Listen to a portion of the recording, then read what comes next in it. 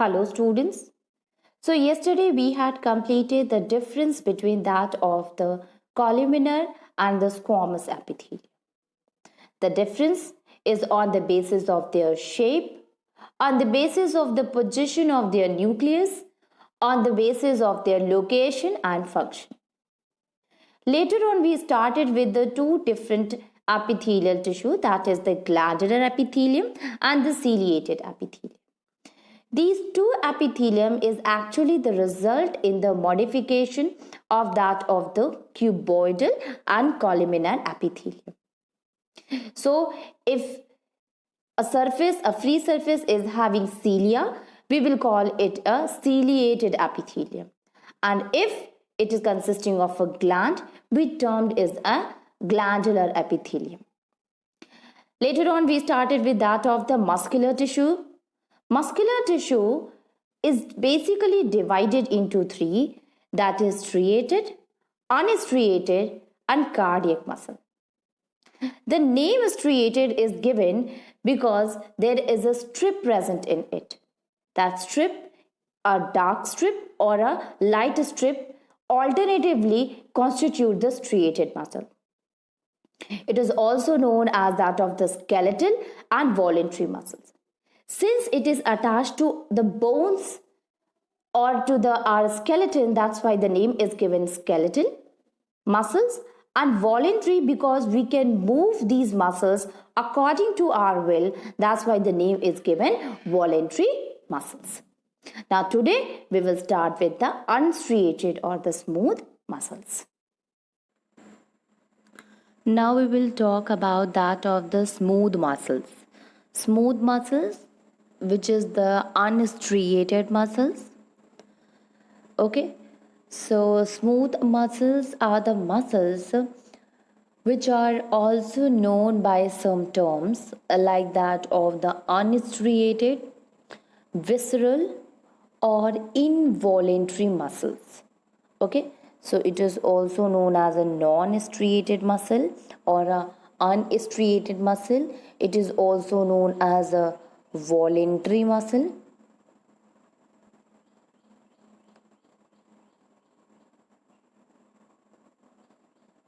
As well as it is also known by a term that is visceral. Okay, so these are the three different names given to that of the smooth muscles.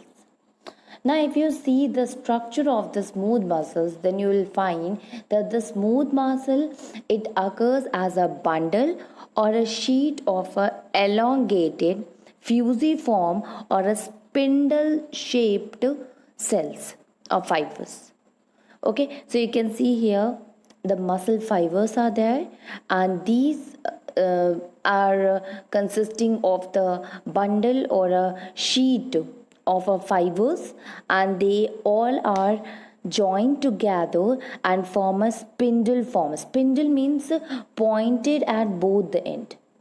Okay, so by seeing the structure you can tell that these two are a spindle like a structure. Okay, this is a spindle like a structure. Now they are held together by a loose connective tissue. It means the fibers, they are connected with each other in the unstriated muscles. These are the muscle fibers or myofibrils are there. They are connected with each other with the help of a connective tissue. What kind of a connective tissue? That is a loose connective tissues. Now each muscles, it is enclosed in the plasma membrane. Okay, so it is present in that of the sarcoplasm, that is the cytoplasm. One more thing is there, students. If suppose we are using a cytoplasm term for the muscles, so instead of a cytoplasm we can use sarcoplasm. And in plasma membrane, for plasma membrane we can use the term that is sarcolemma. Okay, so these muscle cells, they are enclosed in the plasma membrane, and here you will see that a single nucleus is present in it. Okay, so in this spindle shaped structure, a prominent nucleus is also present in the center of the sarcoplasm. So we can also say that these smooth muscles, which are having a spindle shape, these are having a prominent nucleus. Okay, and since it is consisting of only one nucleus in the center of the cytoplasm or in the center of the sarcoplasm, we can call it as a uninucleated cells. Okay, a uninucleate cells. Now if you see here, myofibrils are present. Okay, so the contractile thread, which is called as the myofibrils, they run longitudinally out the cell. Okay, and one more thing is there, these myofibrils, which you have studied in case of the striated muscle also, that the fibrils, they are having a strip, they are having a band. One is a dark and the another one is the light one. Okay, but here in a myofibrils, which is present in the cell, which is present throughout the cell, these fibers, they do not bear any band or a strip, or we can say that it do not bear any striation, and thus we call it a smooth muscle or unstriated muscle. So you know student that whenever we use the term striation, it means it is having some uneven kind of a structure. It means maybe it is having a band, okay, which is a dark or the light strip as in case of the skeletal muscle. But in case of the smooth muscle, the myofibrils do not possess any strip or any band or striation. That's why we use the term that since it does not contain any strip, we will call it a smooth muscle or a unstriated muscles. Okay, you can see here a nucleus is present in it. There is no such kind of striation is present, and if you see it properly, then you will find it that they are in the form of a spindle shape structure. Okay, you can see here these are the spindle shape structure which are joined together with each other. They are having a muscle fibers, and these muscle fibers, they are attached with each other with the help of a loose connective tissues. Okay, and each muscle cells, it is enclosed by a plasma membrane consisting of a single cell, and that's why the name is given as a uninucleate cell. Now we will see that where does it occur, what is the location of the smooth muscles. So students, smooth muscles, they are found in the walls of the hollow organs or hollow visceral organs. If suppose we are talking about the visceral organ, it is talking about that of the internal organs, especially to that of the intestinal part, abdomen, or that of the lungs or your nephron part. Okay, that is your excretory part. So all these parts we will consider them as a visceral organs. So smooth muscles, they are found in the walls of the tubular visceral organs, except that of the heart. Okay, and because of this that they are found in the visceral muscle, these are also known as a visceral muscles. Okay, so as they are found in the visceral organs, they are known as a visceral muscles. Now, what is the exact location? You know that it is not found in that of the heart. So they occur mainly in the wall of the alimentary canal, and that of the internal organ like ducts of the gland or urinogenital ducts and that of the blood vessels. So you can see here, stomach is there, intestine is there, bladder, uterus, blood vessels. All these are the different parts of the body where you can see the smooth muscles. So it is present in the wall of the hollow internal organ or visceral organ, and because of that the another name that is visceral.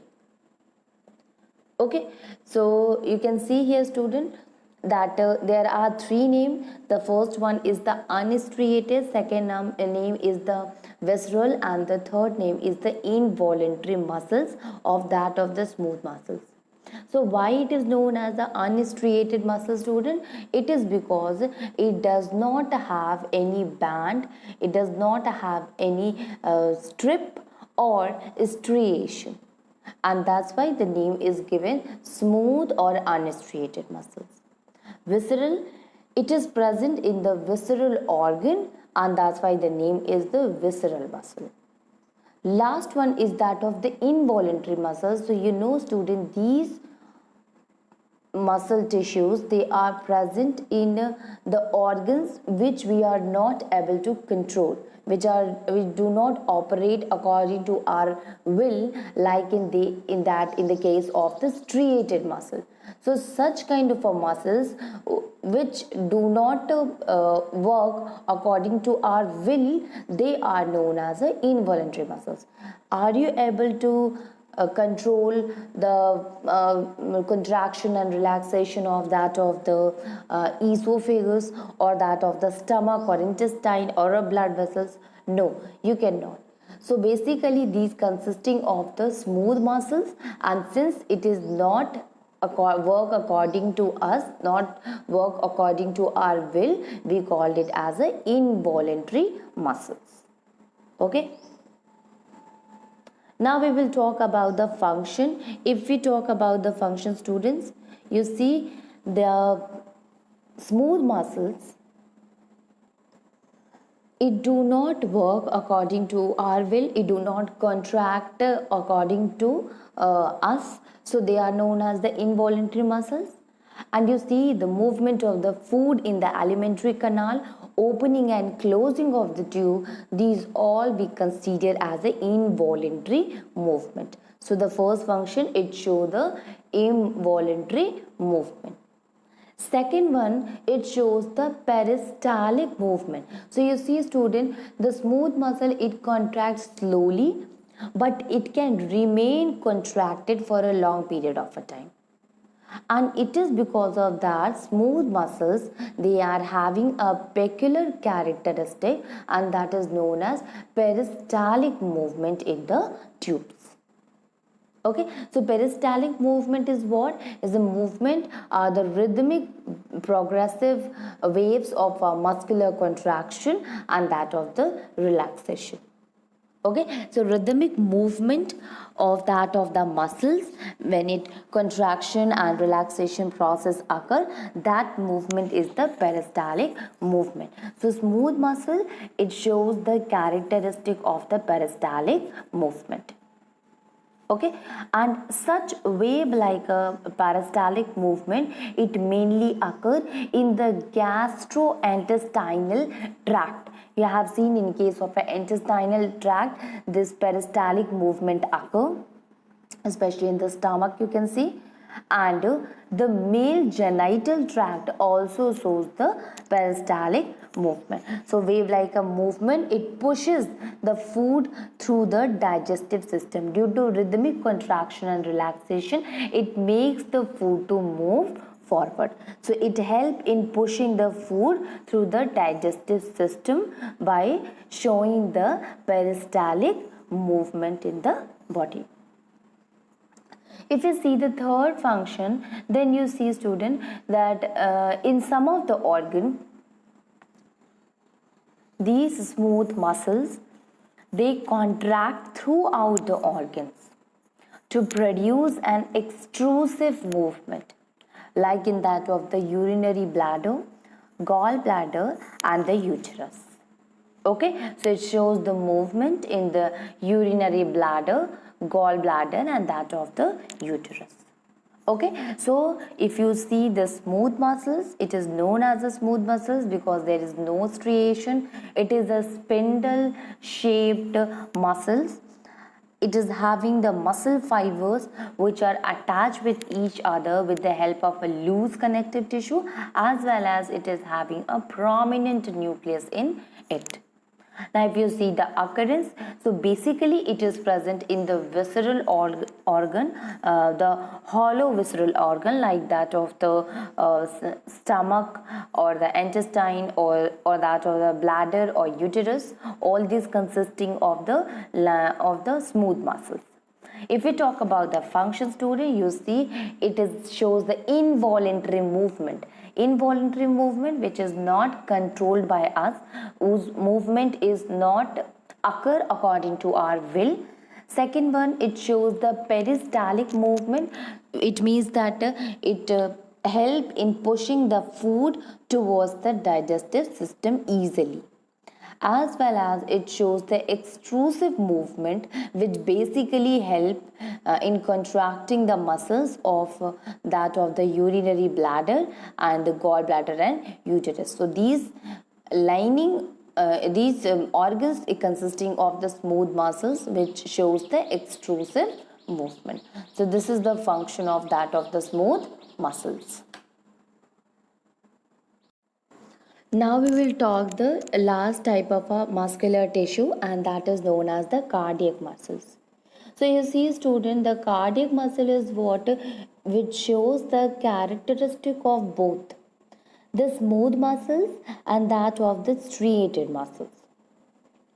First of all, you see that these cardiac muscles, they mainly found in that of the heart. You can see here, so heart consisting of the cardiac muscle. So if we talk about the location, so the cardiac muscle, it occur in the heart, that is in the wall of the heart. If we talk about its nature, its characteristic or structure, then you find that the characteristic of that of the cardiac muscle, it is very much similar with both. Means you can say that it shows both the characteristic of the smooth muscle and that of the striated muscle. Now if you see the cardiac muscles, then you will find that it is these are composed of a branched fiber. Okay, and the branches, they join to form a network. You can see here it is branch, this it is a muscle and which get branched together. Okay, and due to this branching, they form a network or network like a structure. We can say that these branches, they join to form a network. Now each fibers or each muscle cells, it is surrounded by that of the cytoplasm. Okay, so again here also it is covered by that of the cytoplasm, or it is covered by that of the plasma membrane, which we call as a sarcolemma. Okay, so here also the cardiac muscles cells or the cardiac muscle fiber, they are surrounded by a plasma membrane, that is also known as the sarcolemma, and a cytoplasm is also there, which is known as a sarcoplasm, which is having a longitudinal myofibrils, as well as it is also having a centrally located nucleus present in it. Okay, so again each cell is there, so each cell, we can say each muscle cell is having only one nucleus. We use the term that is uninucleate. Okay, so we can say that the cardiac muscles, they are composed of the branch fibers, and these branches, they join together with each other to give it a network like a structure, or to form a network. Each cell, it is covered by the plasma membrane, that is known as sarcolemma, and cytoplasm is there, which consisting of a centrally located nucleus is present in it. Okay, now the spaces between that of the cardiac muscle, you can see here the spaces are present between them. This is the space, this one is the space. So when the two cardiac muscles or the muscle fibers, they branched, then there is a space between them, and that intercellular spaces of the cardiac muscles, it is filled with the loose connective tissues. Now, these cardiac cells, they are consisting of the loose connective tissues, which is supplied with that of the blood capillaries, and it is present in the intercellular spaces of the cardiac muscles. Okay. Now, one more thing is there which is very common in the cardiac muscle, and it is very much similar to that of the striated muscles also. That is, cardiac muscles, they are having a strips of a light and a dark band. So we have seen in case of the striated muscle also that there is a strip of a light and a dark band. Cardiac muscle is also having the strip of that of the light and the dark band. In addition to these muscle fibers, they shows a stain, and this densely stained cross band, it is known as a intercalated impulse. Okay, so we can say it is a because it is a disc like a structure, so we use the term that is intercalated disc. So the muscle fiber, they are densely stained with the cross band, which is known as a intercalated impulse. Okay, now these reasons is actually the reason which is showing that the two sarcolemas, two plasma membrane, it joined together with its nucleus or with its fiber. Okay, so you can see here also an intercalated disc. So here the two plasma membrane, or we can say that these are the reason of the interdigitation of a plasma membrane, sarcolemas, consisting of the muscle cells, adjacent muscle cells or fibers. So we can say that each muscle fiber of the cardiac muscle, it is formed due to joining of an individual uninucleated muscle cell to one another in a linear arrangement. So two muscle cells, they join together at a linear arrangement, shows the linear arrangement and having the nucleus in it.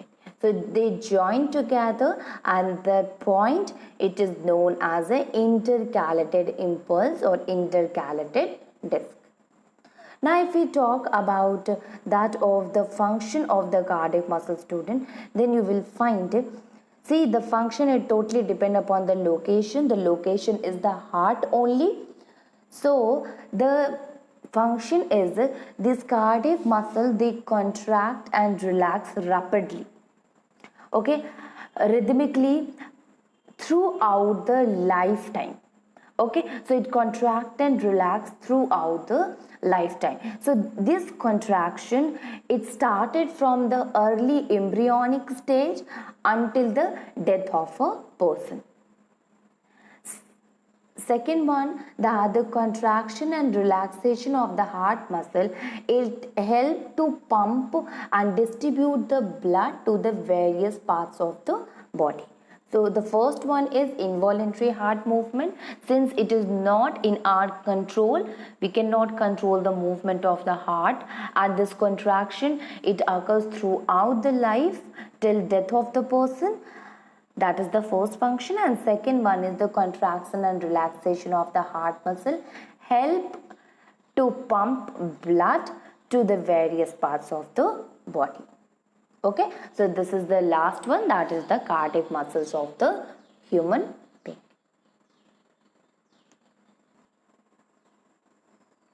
Now at last we can compare the three different type of muscles, that is the smooth or a skeletal and the cardiac muscle. Okay, so if we compare it on the basis of the shape, student, then you will find that that of the skeletal muscle or the striated muscle is an elongated, It is unbranched and it is cylindrical cell with a peripheral or a flattened nuclei. While if you see the shape or the structure of the smooth muscle, then you will find that it is elongated, it is a spindle shaped, and it means that it is having a pointed end, although it is also having a one cell, one nucleus in it. Okay. Cardiac muscle is what? It is elongated like that of the as a skeletal muscle. Okay. But it is branched. Okay, so cardiac muscle is branched, but skeletal and smooth is not branched. Mononucleate is there, or sometime it happens that it is a binucleate. What is the shape of the nucleus? The shape is an elongated or a rod shaped structure. Here also it is elongated or rod shape, but in case of a oval, it is not elongated, but it is oval in shape. Nucleus location is peripheral. Nucleus location is peripheral. Here, nucleus is located in the cytoplasm at the widest part of the cell. Okay, so nucleus is present in a greater amount. Okay, at a greater area, so we can say that it is located in the cytoplasm at the widest part of the cell. Here the nucleus is located at a center. Okay, so here this in skeletal muscle, nucleus is located at periphery. Smooth, it is present at the widest part, and in cardiac muscle it is present at the center. Striation, students, so you see that it is transversely striated, or we can say that yes, it is striated, it is having a bands, strips are present in it. This one smooth is unstriated, there is no such striation is there in the smooth muscles. While in the cardiac muscle, there is a striation that it also consisting of a dark and that of the light bands in it. Voluntariness, so you see student, this is voluntary. We can control the movement of the striated muscle. It can move according to our will. But the smooth muscles, it is involuntary. We cannot control it. It is present in the internal organ of our body. And the cardiac muscle, it is also involuntary since it is present in our heart, and you know that we cannot control the rhythmic movement of the heart. Location, it is attached to the skeleton. Right now we discussed that since it is attached with the bone, it is attached with that of the skeleton of our body, we are able to move it. Okay, so location is that it is basically present in our skeleton. Okay, it is attached with our skeleton. Here it is present in the walls is as a wall of the blood vessel, digestive and respiratory or reproductive system. So it is present basically in the visceral organ, in the internal organs of our body. While the cardiac muscle, it is present, it is basically occur in that of the heart. Okay, so these are the something which are the some properties on which we can compare the smooth skeletal and the cardiac muscle with each other. If you see the other comparison also, so we can compare their movement. So the rhythmic contraction and expansion movement occur in case of a smooth muscle is slow, while that of the skeletal and cardiac muscle, it is fast. Okay, if we see the branching, students, so smooth muscle, it is not having any kind of a branching. Skeletal muscle is not having a branching, but you know the cardiac muscle is a branched muscles. Okay, the contraction which occur in case of a smooth muscles and that of the skeletal muscle, it is not inherent. Okay, but the cardiac muscle contraction is a inherent. So these are some of the properties on the which we can compare the different types of muscular tissues. Now we will talk about the third animal tissue, and that is the connective tissue. So the name is connective tissue. What does that mean? That it is specialized to connect, as well as it also anchor the various body organ. So its main function is to connect the various body organs. Now how it help in connecting? So it connect the various things, like the tissue, it connects bone to each other. It means it help in connecting the two bones together, as well as it help in connecting the muscles to the bones, as well as it help in connecting the tissues, the two tissues together, and give support to the various parts of the body by creating a packing around the organs. So it help in packing, it help in binding or connecting the different organs together. Okay, now what is the role of the packing around that of the organs? So the packing, it prevent the organ from getting displaced by that of the body movement. So if suppose we move this connective tissues, this packing of the connective tissue help to prevent the organs to get displaced, to get dislocate from its place, okay, while we move our body. That's why it help in packing, so that the connection between the two will be strong. Okay, now what is the main function? According to their characteristic, we are able to tell the connective tissues, you see student, that it is basically it help in binding, it help in connecting.